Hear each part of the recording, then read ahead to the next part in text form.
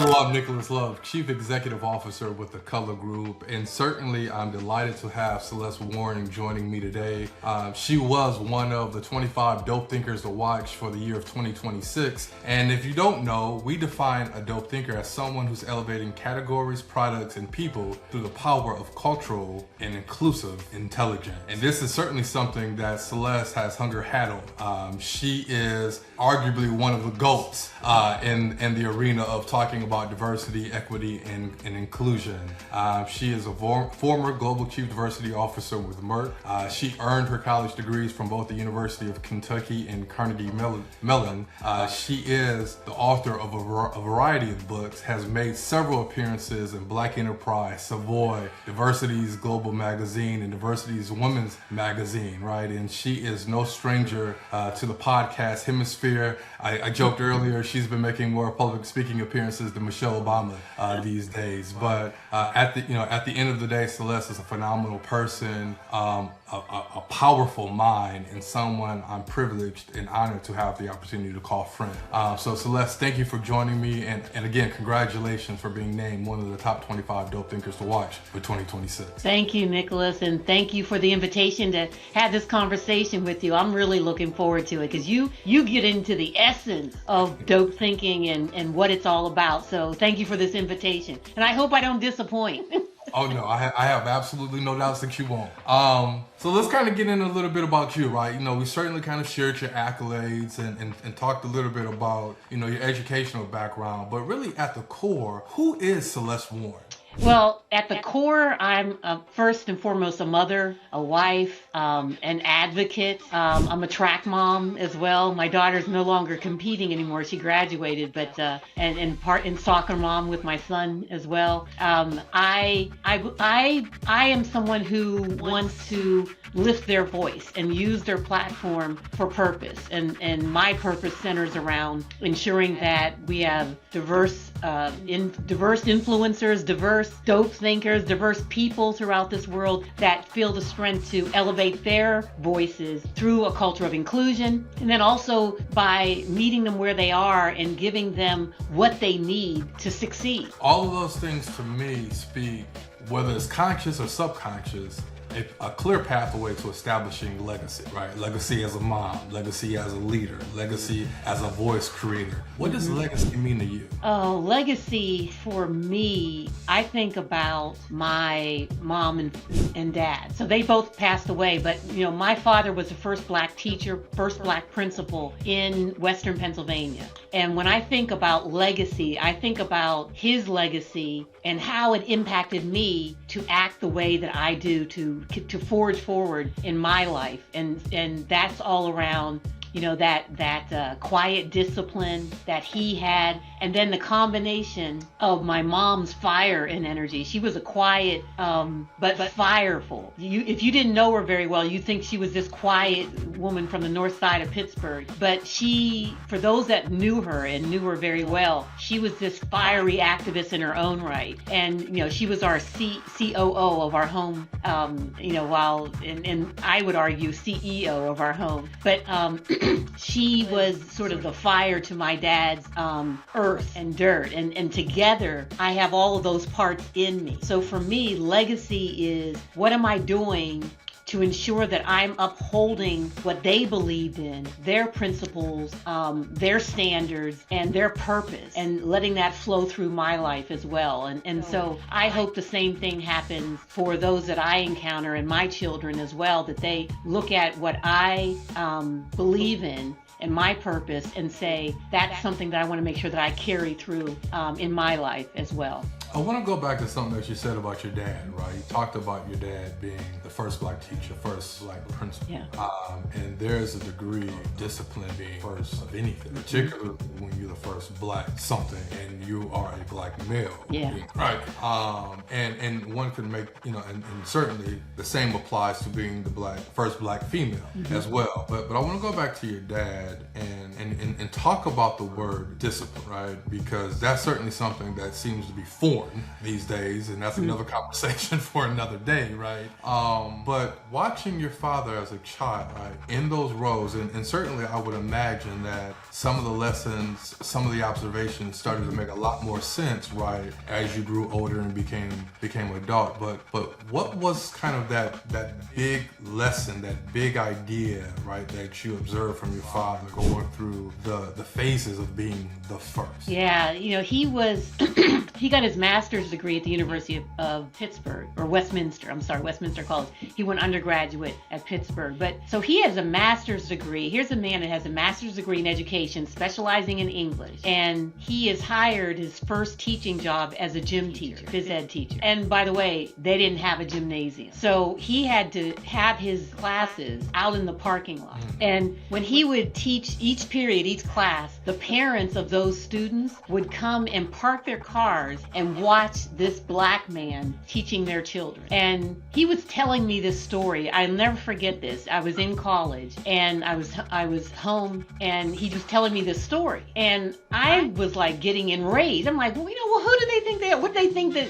you were going to do to them, for God's sake? And he said, he goes, I don't know. And I said, well, what did you do? And I'm expecting, did you go and say, hey, what are you doing here? Go to the cars or whatever? And he said, no. He said, I didn't do any of that. I just did my job. I taught the students. I did what I was supposed to do. I didn't think about the cars that were in the parking lot staring at me, watching me. And you know what happened? And I said, what? What happened? And he said, one by one, as days passed, those cars disappeared until the point where I had established their trust, not just their trust as parents, but the trust of the students and the respect of the students. And that story kind of stuck with me, because it's basically what he did was he did his job. He did it with a level of integrity and respect for himself, and didn't sort of come down to the level of some of those folks that were not trusting him at that moment. And he was himself. He was that disciplined, purposeful man. And eventually the cars disappeared and they came to respect him, to the point where when he passed away, the elementary school in that school district was named after him. Wow.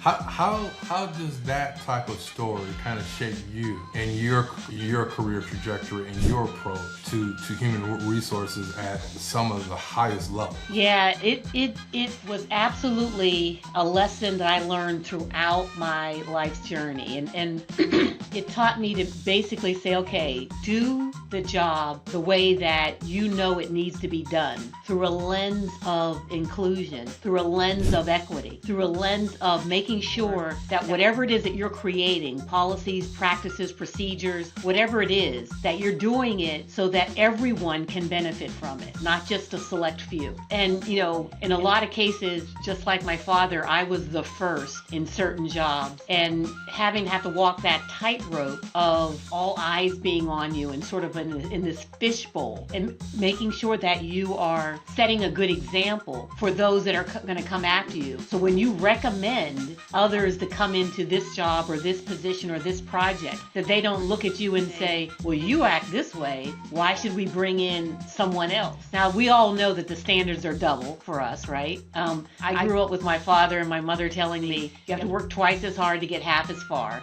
That's ingrained in my head. And that's not going to go away. And so I approached my career with that mindset. I wanted to make sure that I was doing things that were beyond reproach, that no one could say that I didn't do the best effort, didn't put forth the best effort, and that it was done at a level where the bar was high. I had very high standards for myself, and that sort of carried me throughout my career.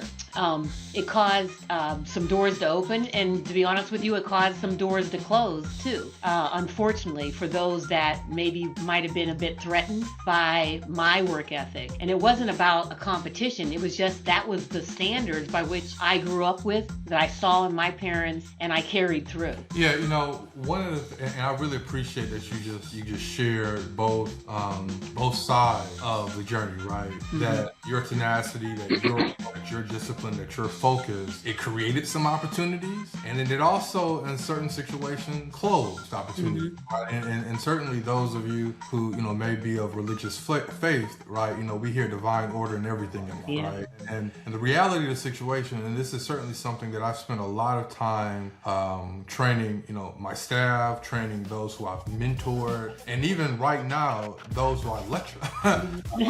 Set, right, is that when you have a skill set and you are employable, right, there are certain levels of confidence and certain levels of recognition that you must put forth, right? And you must embrace the situations that are for you, just like you embrace the situations that are not, right? Because the worst thing that you can do is operate within this what if mindset, right? If I would have done this, what would have happened? And the reality of the situation is that if you've done the work to put you in a position to be able to be elevated and accelerate in your career journey, your confidence lies there, not in the belief of somebody else, right? And so being okay that you might not be for everybody or everywhere is certainly often a trait or characteristic where you see a direct correlation with high achievers. Yeah.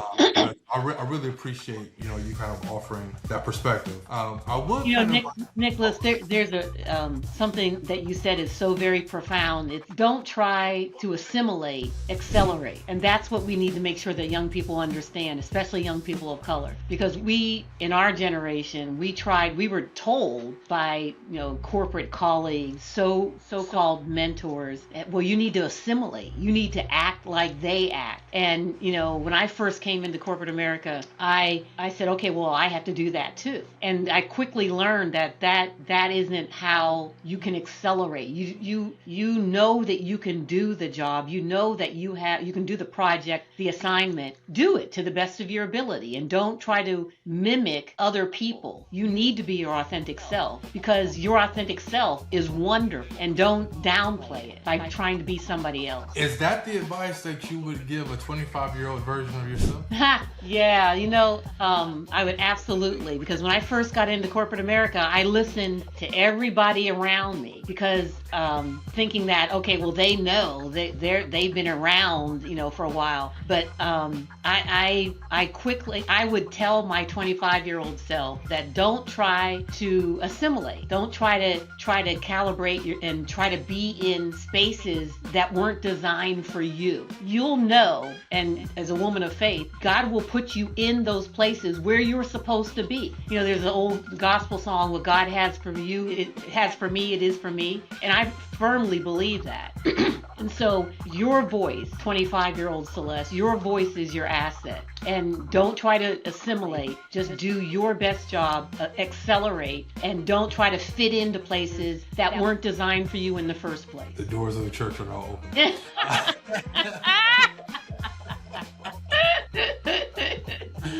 Oh man, that was a word. And as they say in the streets these days, that was definitely a bar.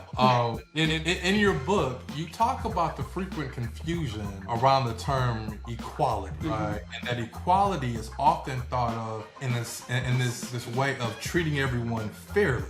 But equality and fairness are two different terms. Can you explain? Yeah. So equality is basically, it's a state where we're all trying to get to, but we're not there yet. We're far from there. And equality is you would give everybody the same thing, regardless of their identity, their skills or capabilities, their competencies, their life experiences, where they started. And we all know that we didn't all start in the same place. We didn't all start in the same schools, the same neighborhoods, the same areas of the world. And so that's where equality sort of fails, when you don't take into account the fact that people started from different places. And so that's why equitable and fair practices are really, really important. And I don't use and interchange the words equity, equitable, and fair, because equity is where you meet people where they are and you give them what they need to be able to succeed and to reach whatever aspirations that they have. You take into account that they didn't start at the same place, so you're able to provide them with those things that will prevent,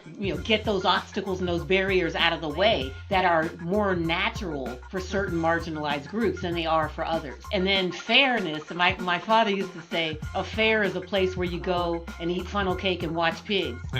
Because what's fair to one individual may not be fair to another individual. And so you have to use the phrases together, equitable and fair practices. Because if you use just fair, and those of us that have kids or siblings, we know that we want something and mom may have given it to sis and didn't give it to us, but there was a reason why it was given to sis and not to us that mom knows, because she's looking at it from a different lens. But to me, it's not fair because I didn't get it, and sis got it. So fair is in the eye of the beholder. But when you say fair and equitable practices, you are meeting people where they are. You understand that they didn't start in the same places, and so you have to understand the places where they did start. What are some of those obstacles and barriers that are in the way, and then try and help them blow those away. So the reason why I asked that question, particularly following the advice question, right? Because what you just explained has been fundamental to me in my career journey, how I've navigated and managed and led, right, at a variety of places. Because I can remember, and there's a, whether it's fair or not, right, there's a perception that the younger you are,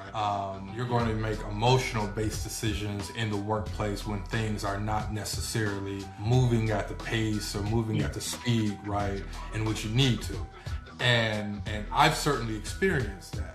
And so as a leader, right, when I'm leading directors or VPs or managers, there are particular questions that I'm asking and probing, right, to understand, are you leading with both equity and a recognition of the individual, right, and being centered in that approach? Are there biases that are showing up, right, because you believe certain people should be at a certain level, but you didn't do the homework to understand where they were, right? Yeah. Because oftentimes in the corporate setting, people are named to these senior level positions, but they're not developed as leaders, right? There's a difference between leadership and managing, right? Yeah. And oftentimes the difference between the two can have a direct correlation on retention and departures, right? For those who are managing younger staff members, right? So I really appreciate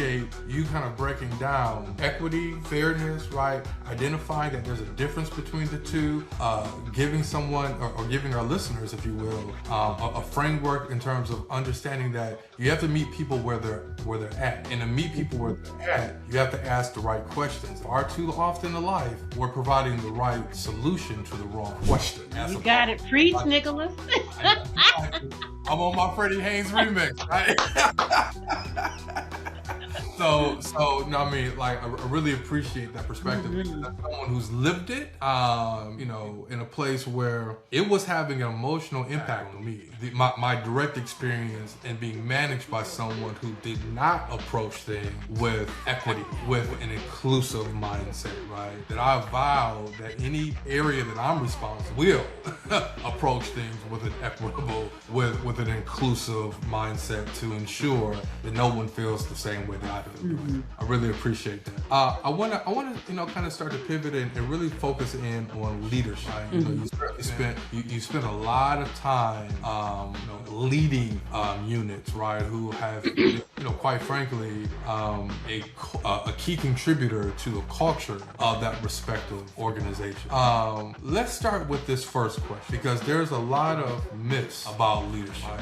What's the biggest myth about leadership that you would like to see disappear? One of the myths that I would like to see disappear is that leaders are supposed to know everything about everything. And that is a huge, huge myth. And there's certain things that you know as you're coming along in your career and in your discipline. But as a leader, it's sort of, it's like a pyramid, right? There's a reason that organizational structures, most of them are like a pyramid, where the higher you get up, the fewer roles there are. And when you think of an iceberg, a leader is if they're at the tip of that iceberg, they only know a certain amount, and you're relying on your teams and the people in your organization to understand and know what it is that they know. And what you're supposed to do is provide a vision, a direction, where do we ultimately need to be? And then each of the people in your organization, through their independent disciplines and roles within the organization, know what it is that they need to do to get to that point, what it is that they specialize in that's going to help to get to that point. It's sort of like I hate using sports analogies, but it's sort of like a basketball team, right? You have 5 players on the team at the same time. You have a coach, you have a trainer, and the forwards, the guards, the center, they have a role to play. But ultimately, the goal is to win the game, right? The coach is playing a role, the trainer is playing a role, the statisticians are playing a role, and everybody's role is different, but the outcome is to win the game. And so that coach, as a leader, is coaching each of them in their specific role and saying, okay, we want, as a team, this is our goal. And the forward, the guard, the center, they know what it is that they've got to do in order to make sure that they win the game. And it's the same thing in organizations. The leader is supposed to be there to lead the team up the hill and make sure that everyone has what they need. Again, there's that trust and that understanding and that equity, what they need to be able to perform, making sure that they have it, blowing out those obstacles and barriers that are getting in the way so they can all get to the goal that the organization has. And that's the leader's role, to share that vision, make sure people understand that vision, they understand where Z is, and then rely on their teams who know the underbelly of the organization to operate in a way that gets them to that vision. Yeah, you've heard me, in past conversations talk, about one of my mentors, Adrienne Nazar. And one of the things that she instilled in me very early, our meeting of each other, is that there's going to be a position where you're doing the work. Then there's a level where you're influencing the work. Mm-hmm. And then there's a level where you set the vision that influences the work that's actually being executed, right? Yeah. And your ability to have awareness at all 3 levels and understanding all 3 levels and what's needed to ensure that alignment and precision is in place, right, is going to have a direct correlation on how successful your vision is actually executed, right? So 1,000% agree with everything that you just said. I want to, you certainly, we spent some time talking about your father. I want to, drill deep into the leadership component. The example that you did earlier was phenomenal. Would love to kind of understand from you what defining moment for you has really kind of shaped your leadership philosophy. Oh gosh, I think for me it was when I first became a vice president, and there was a bunch of, few folks that had been at those ranks for a long time and were giving me advice about how you act, how you dress, where you park your car. I mean, all of this superficial stuff. And in my first few, months in at that level, I was, you're listening, you sort of like, you peek your head up and you're looking around like, oh, okay, I've reached this level and I'm supposed to be a certain way. And I quickly learned that I need to be me. I need to be Celeste Warren and not who people think I should be or who they think I am or how I should act. And, going back to that lesson of back in when I was 25, it all came to the forefront again because, I was like, oh, I'm a vice president now. I have to do this or I have to act this way. And I was like, it took me a short while to say, that's not you. People know you. They know who you are. And things shouldn't change because you've reached a certain level. You've reached that level because of what you've been able to deliver, because of what you've been able to do, and the respect that people have from you. Don't lose that respect because you then flip to being somebody who you think think you're supposed to be. And that was a big lesson for me, very big lesson for me. And once I learned that lesson, then I was able to truly be the leader that I think my parents would have been proud of. Well, I'm pretty confident that they would be. Very, very confident. When you talk about giving that advice to your 25-year-old self, and you talk about, kind of the switch coming on at the P level, looking back, what's one leadership skill that you most underestimate is important to how you approach them? Listening, empathetic listening. You cannot, as a leader, you cannot listen enough. If you're doing too much of this and not enough of this, then you're going to have problems. And like I said, as a leader, you're not supposed to know everything. You're supposed to understand the strategy, set that strategy and that vision, but you need to be able to listen to people as you're developing that vision, as you're developing that strategy, and so you can understand, well, that's not going to work, or that'll work, or that won't play very well with this group of people or this community of customers. You have to make sure that you can listen, and listen empathetically, not listening from the standpoint of, you know, those people that they're not really listening. They're listening to they're thinking about what they're going to say next to counteract what you're saying. And what I mean is empathetic listening. You're listening with empathy because you truly want to connect with the individual. You truly want to learn from them because it's going to help you to create a better strategy, connect better with your customers and clients, and connect better, frankly, with all of your employees that you're responsible for. So to me, it's listening. Well, there's a certain gentleman who occupies what historically has been perceived and received as the most powerful position in the world. That for decades, people have been talking about the competitive advantage that diversity, equity, and inclusion provides for companies, for organizations, for the world, quite frankly. But since a certain presidential election ended 2 years ago, and since a certain inauguration happened last year, right, diversity, equity, and inclusion has been, if not priority number one, priority 1A, right? Attacking, despite the decades of empirical data, despite the decades of conversation that are worth listening to. From your perspective, why is diversity so important, and why do you believe it's been under attack? Yeah, so diversity, you can't stop diversity. Diversity is simply differences in people. Differences you can see and differences you can't. So the outward appearance, the inward perspectives, and all of those different differences that are embodied in an individual. And people think that they can just stop it, and you can't, because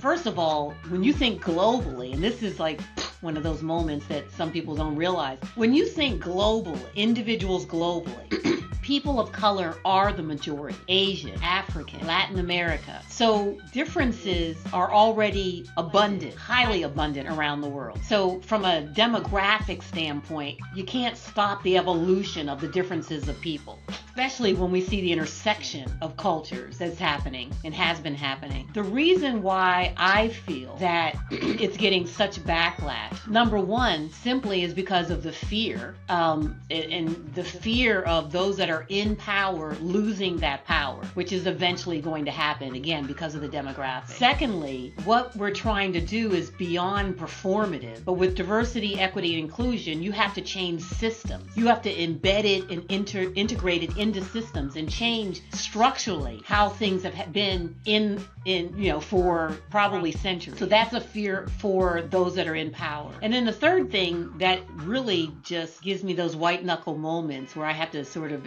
say, okay, calm yourself, is the basic bias that people who are different perspectives, different identities, they believe that they are inferior. They are not intelligent. They cannot take certain roles. They cannot be in certain places and in certain positions simply because of the color of their skin, their gender, their sexual orientation, their religious belief, etc. And that bias is so ridiculous that it is it's something that it's the foundation is just fear. It's simply fear and unintelligence. And so, helping people to understand that skills, capabilities, intelligence, ambition, ambition, work ethic, all of those things can be embodied in people who look different across a myriad of different dimensions of diversity. And that's what people need to understand. That is something that is a basic flaw in thinking of these folks that have this anti-DE&I rhetoric.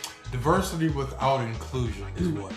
It's just differences in people. If you don't create a culture of belonging, of inclusion, that people feel valued, so they can produce, so they can be productive, you will never get them to a collective purpose. And in an organization, a collective purpose is the vision and the mission of that organization. So you got all these people with all of these differences in skills, capabilities, cultural experiences, life experiences, barriers that get in their way, obstacles that get in their way, all of these different people, all of these differences that are in an organization, and you're trying to get them to drive the company performance, the mission, the vision. You're trying to get them to this collective purpose. If you want all of those people with all of those differences to get to that collective purpose, you have to surround them with a culture of inclusion, a culture of belonging, a culture of engagement, where they feel that they can contribute regardless of who they are and how they identify. If you can't do that, that's leadership 101. That's why I laugh when people talk about diversity, equity, inclusion. It's leadership 101, it's management 101, and it's business 101. Because if you don't understand, as a business leader, and you're putting together a marketing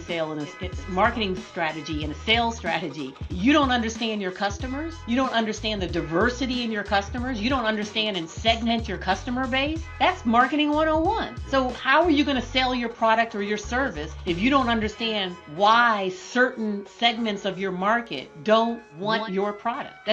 Makes no sense. And so that's why I laugh when people, oh, DEI. It's like, you have no idea that it is here, it is not going anywhere, and your ignorance of not understanding the essence of what it is, the foundational element of what it is it just plays on you every time you say something like that. Let me get real for a second, right? So in Shane Green's book entitled Dismantling Global White Privilege, the book argues that representation alone does not dismantle global white privilege. It often simply diversifies with an existing power structure. Yep. From the seats that you've occupied, how do you assess whether an organization is redistributing power versus diversifying output? Yeah, you can't just change people without changing the system that the people are in. Because if we don't change the systems, it doesn't make a difference what the people in power look like. The system will be such that they will have a sense of privilege. And so we have to really focus on the systems. We have to look at who gets the opportunities, who gets the access, and why. And then really look at the policies, the practices, the procedures, and really say, okay, how do we change those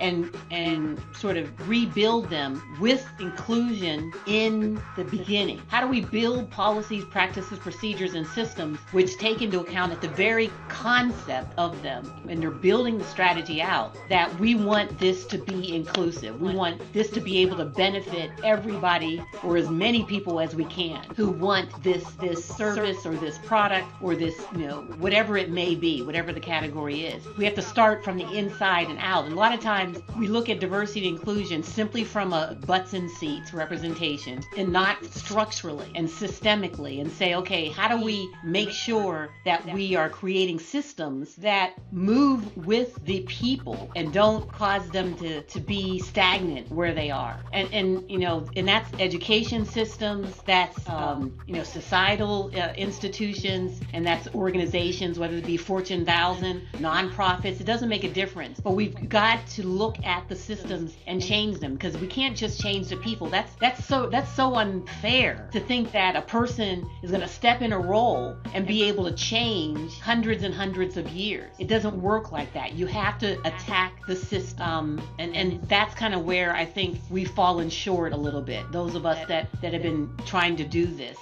And that's what, back in the 60s, when we think about the civil rights movement, that's what they were trying to do. They were trying to change and create laws and looking at the infrastructure to try to change it. And we need to keep thinking about that. How do we do that? And not just trying to put people in certain roles. That's important, putting people in certain roles. But if you just do that without changing the system, then it's not not going to work, because when the person changes out, which inevitably happens, you still have the same system in place. Yeah, there's a fundamental difference between noise and movement. Yeah. The noise can be defined as, oh, we have someone at a VP level, we have someone at a board level. But if that person has no equity, has no decision-making, power, has no ability, and if people aren't being held accountable for allowing, this individual to have a presence, it's just noise. It's not movement. It's not movement. With that being said, what practical steps can organizations take to decenter or dominate cultural norms and leadership activity? Well, first or pipelines, actually. Yeah. Well, first you have to assess. You have to really look at, okay, what do we need to do, and do a self-assessment, looking at, again, your policies, your practices, your procedures, who's in the power structures, and not just at the top levels of the organization, but also within the organization, your social networks. Who are those people who are influencers within the organization? But you have to do an assessment, and then you have to say, okay, well, where do we want to be? Where do we need to be? Sort of that future state or that desired state. And then once you determine that, and you have to take time to determine that too, because a lot of times people don't do that. They do the assessment and then start changing without knowing where Z is, right? They're at A and they need to get to Z. And once you do that, then you start putting and changing and restructuring the different things that are in place, or creating new things to get you from point A to point Z. That's the simple way of looking at it from a very pragmatic standpoint. It's not easy by any means, because there are going to be those points of tension, those points of resistance, those points of friction that normally come whenever you're trying to do organizational change.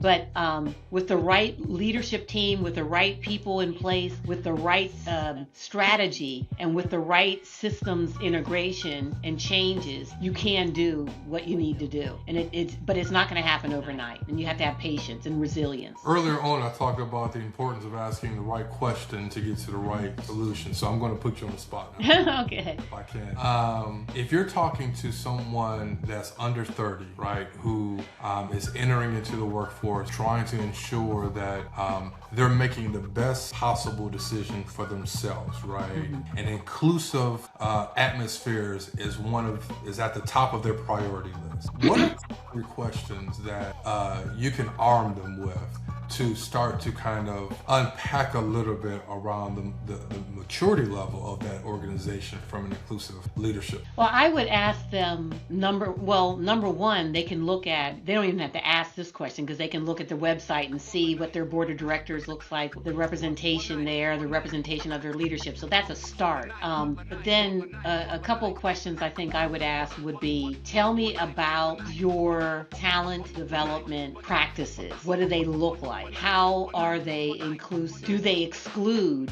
others? And how does one understand what those talent practices and policies and procedures are? The second thing I would add, because if it's not transparent, then you can't understand how you're going to develop in an organization, and how you can maneuver your career as well, if it's not transparent. I think the second question I would ask is, if it truly is an organization that its foundational element is around inclusive workforces and inclusive environments in society. One of the things I would ask about is their philanthropic efforts.